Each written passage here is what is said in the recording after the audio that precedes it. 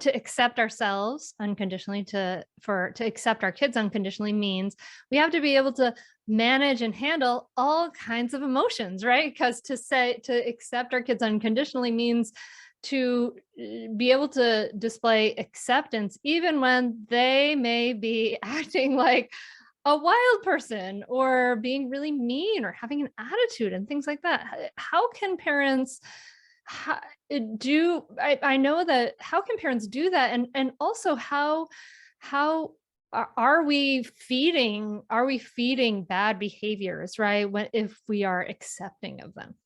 Yeah, oh my gosh, so much to say. So remind me. So first I'll talk the science piece, but accepting, I think sometimes there is this fear in us that if we accept them, it might make them less motivated or maybe lazier or less willing to be better, right? To change, right? If we sort of endorse this type of behavior, if it's a bad one, or this particular habit, or this quirk of who they are, right? But I think that is not true. I think our deepest fear of doing that so that maybe they're not motivated to push themselves is unfounded. And I'm just going to go back to the science piece and I'll put it together. So, science wise, I think as parents, we also have to recognize that our children's brain are developing, still developing. And in fact, the recent neuroscience research shows that our brain don't really mature till really way into the mid 20s.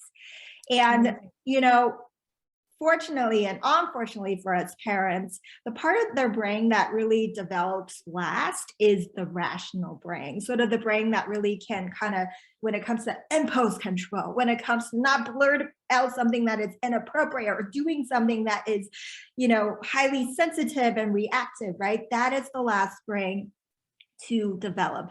And one of the first parts of the brain to develop is actually the emotional part of your brain. It's a very primitive part of your brain. And honestly, that develops for survival purpose, right? When we recognize fear, we can, do the flight, freeze or fight, accordingly. That is to help us survive. But this day and age, right, because the emotional part of the brain is so mature and reactive to things, right? It kind of hijacks our ability to rationalize, right? So when our child is upset or witnessed something, did something, or the sibling rivalry thing, right? They react. And we cannot always, we can't fault them because why are you reacting to this? Why are you, but that is because they are doing what they're supposed to do. It shows that the emotional sides of their brain are maturing. They are surviving, right? Protecting themselves, not in, the most appropriate way, but they are reacting to their emotions, right? So as parents, again, we have to be patient, recognizing that they are developing. They are going through so much, right? From puberty and peers and all that stuff. So being able to help them, to support them in that process, and recognizing and giving them the tools and the strategies to understand how they may behave otherwise, or how they may communicate their needs in a way that is really being heard and being seen. Right. So, Mm. yeah. I love that. I love that. So, so you're saying that these behaviors that may be acting out emotions that are reactive, that like hitting the little brother or destroying the little sister's toys or whatever it is, like those are things that are reactions to, survival behaviors, feeling or emotions and Yeah. feelings. And so what we need to do in that moment is to accept that they're going to have these feelings. That's okay. The feelings are okay, but you're saying, what do they need to learn?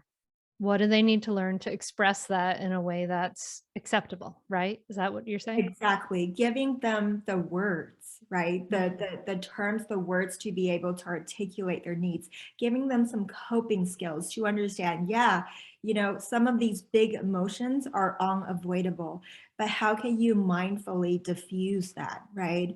Or, if it happened, it happened, right? But looking back, right, what can you do that's better?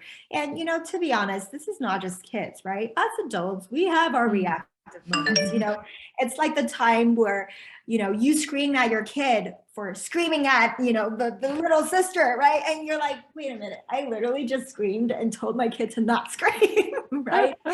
So I think it's also being mindful to be the role model, right? To model good behaviors. And you know what? If you don't, that's okay. Then to apologize and to revisit what just happened and collectively, work on it together. Catch new episodes of the Mindful Mama podcast and other free resources, including the Mindful Mom Guide at mindfulmamamentor.com.